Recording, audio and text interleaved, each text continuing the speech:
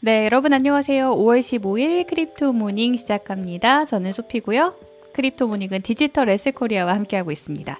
자, 5월 15일 토요일 현재 비트코인 가격 비롯해서 대부분의 디지털 자산들 분위기 좋습니다. 코인360 아주 초록빛으로 가득 물들어 있는 모습 확인을 하시고 계신데요.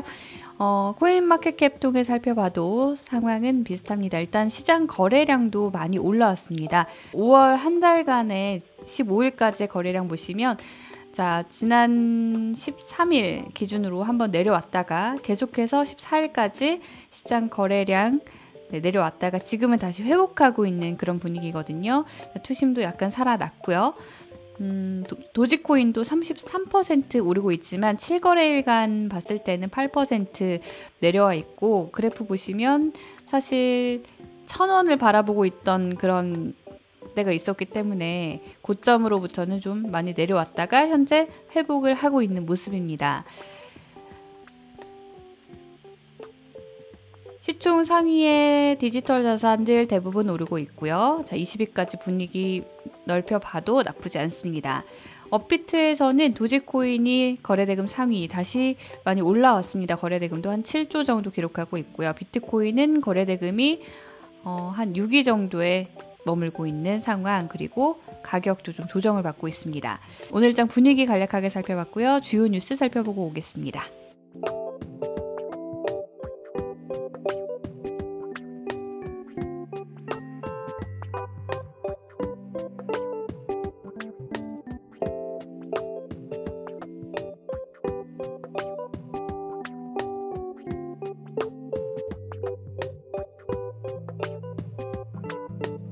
네, 한 주를 정리하는 날인 만큼 관련 기사 좀 가져와 봤는데요.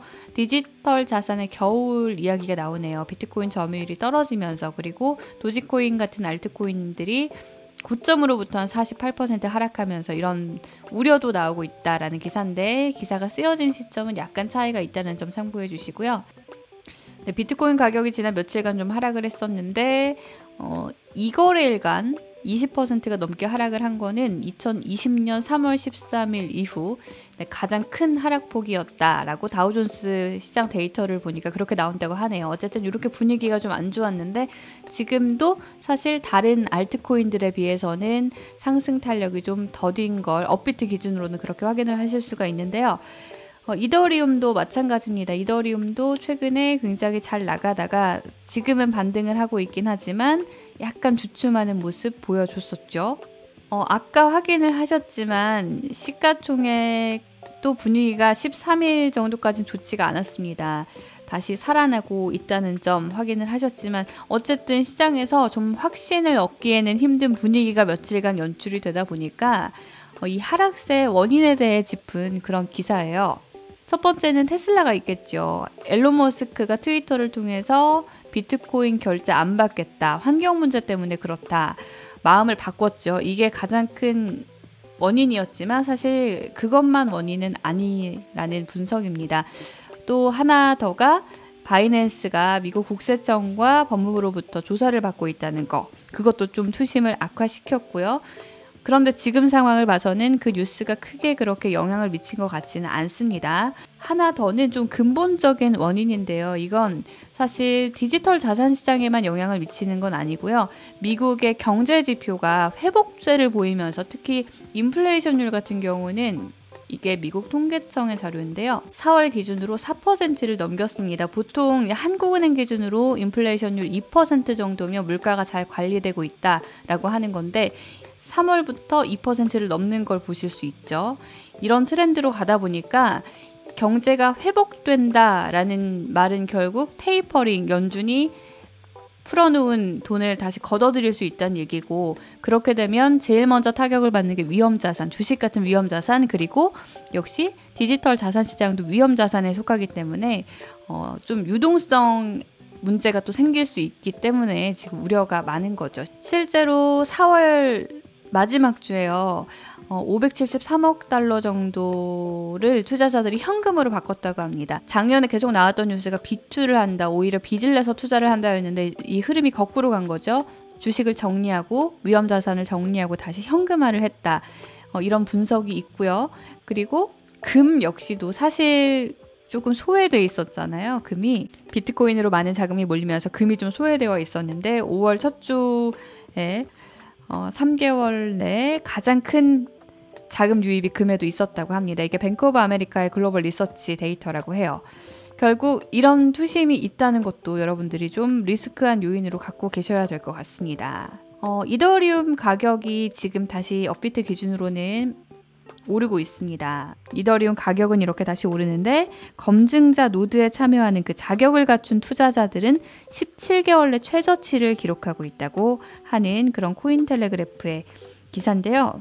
2.0에서는요. 누구나 이더리움 32개를 가지고 있으면 보증금으로 이걸 예치를 해두면 이더리움 2.0의 블록을 생성하는 과정에 참여를 해서 그 검증에 참여를 하는 대가로 이자처럼 이더리움을 지급받게 되는데요. 이 글래스노드의 자료를 보시면 가격은 계속 올랐는데 32개 이상의 이더리움을 가진 주소 수는 이렇게 반대로 줄어드는 걸 보실 수가 있죠. 스테이킹 기능에 참여할 수 있는 자격을 갖춘 주소가 줄어든다는 건데 이 스테이킹 기능에 참여한다는 건 이더리움 네트워크를 보호할 수도 있지만 동시에 저렴하고 더 빠르고 또 더 확장 가능한 원장을 만들려는 개발자들의 의지를 드러내주는 것이기도 하다.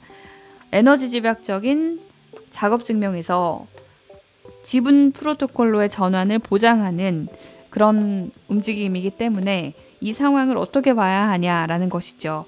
자, 기존 이더리움 1.0에서는 블록체인이 하나였기 때문에 거래량이 많아지면 속도가 느려지는 병목 현상이 있었고 2.0의 가장 큰 특징이 데이터를 분할해 처리하는 기술이 포함됐다는 건데요. 2020년에 비콘 체인 업그레이드가 있었습니다. 이게 뭐냐면 비트코인 2.0의 0단계였어요. 비콘 체인 업그레이드가요. 자, 근데 문제는 그 이후 가격이 지금 900% 가까이 올랐다는 게 문제죠. 이 비콘 체인 이후 900% 가까이 가격이 상승하면서 그래서 결국에는 단기간에 차익 실현을 하려는 사람들이 더 많은 상황, 그것 때문에 주소가 줄어들고 있는 걸로 보인다라고 코인텔레그래프는 분석을 하고 있는데요. 꼭 32개를 다 가지고 있어야만 참여할 수 있는 건 아니고요. 소규모 투자자들, 소액 투자자들도 이 제3자 서비스를 활용해서 스테이킹에 참여할 수 있다는 거 참고하시면 좋을 것 같습니다. 네, 마지막으로는 DBS가 디지털 자산 신탁 서비스를 제공한다는 소식입니다.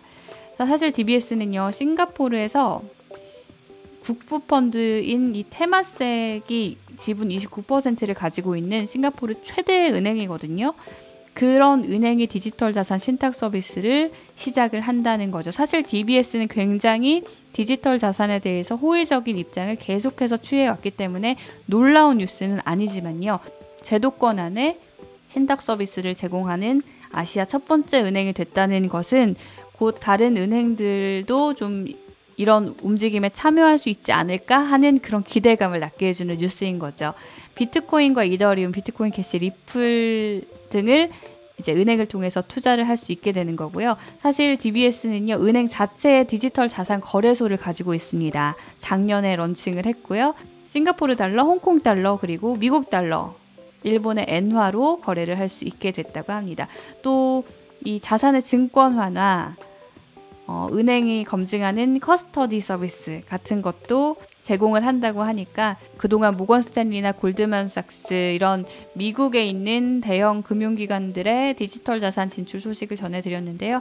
아시아에서도 처음으로 이런 서비스가 런칭이 된다는 거 참고하시길 바라겠습니다. 자, 이렇게 오늘 뉴스 간략하게 살펴봤고요. 주요 일정까지 점검해 보겠습니다. 네, 토요일 방송은 여기서 마치겠습니다. 도움 되셨다면 좋아요와 구독 또 알림 설정도 부탁드리고요. 저는 내일 다시 인사드릴게요. 고맙습니다.